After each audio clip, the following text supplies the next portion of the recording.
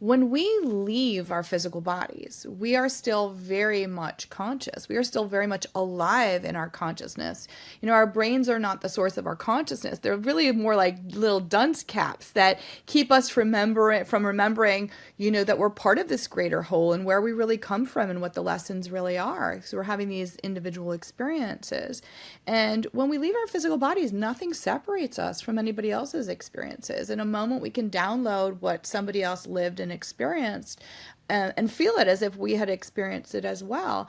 And so, a lot of the religions that teach do unto others as you would do unto yourself, that's an absolute truth. Because when we no longer have these physical bodies dividing us, everybody's experiences become a much more shared, larger experience for us all. So I'm in complete agreement with what you just said and what you described about your knowing when you had that deep spiritual experience of being shown that truth. And I think it's a truth for all of us. And if we can surrender to it, I think it helps us on our physical journeys here because sometimes, let's be honest, they get dark and they get painful. And we say, I think, in our logical, what meditation teachers call the monkey mind that chatters, this frontal lobe, right? We say, how could this make sense? Or why am I experiencing this? Or this can't be right. But sometimes we're meant to walk through the dark, or sometimes we're meant to experience something so that somebody else can come be a helper to us or can shower us with love or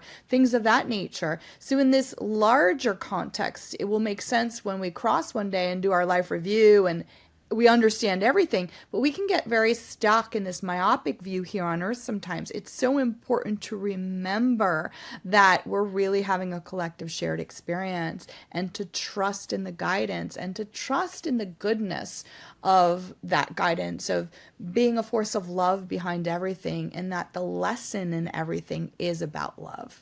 Yes. And I love, everybody has their kind of different lens and programming to describe God or source or spirit, and or maybe they don't believe in any of that and it's just a very physical interpretation of cause and effect.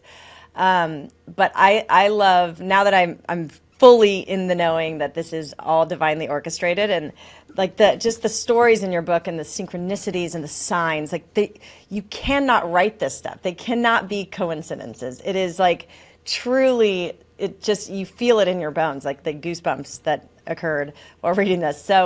So much confirmation. But what I like to describe it as love intelligence, because there is this like intelligence that is so far beyond what these dunce cap brains, which are brilliant and amazing, I'm grateful for, can understand. And so like, and the time, it's not linear. That's why some of these signs were planted before the person passes.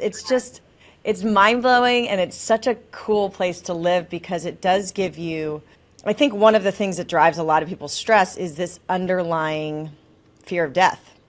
100%. Right. And so like your work and the stories in this book, and to be able to connect and feel connected to people on the other side, it does prove that life goes on. Like, we are eternal beings, consciousness does not end with the death of the body. So that gives me a lot of hope and faith, at least.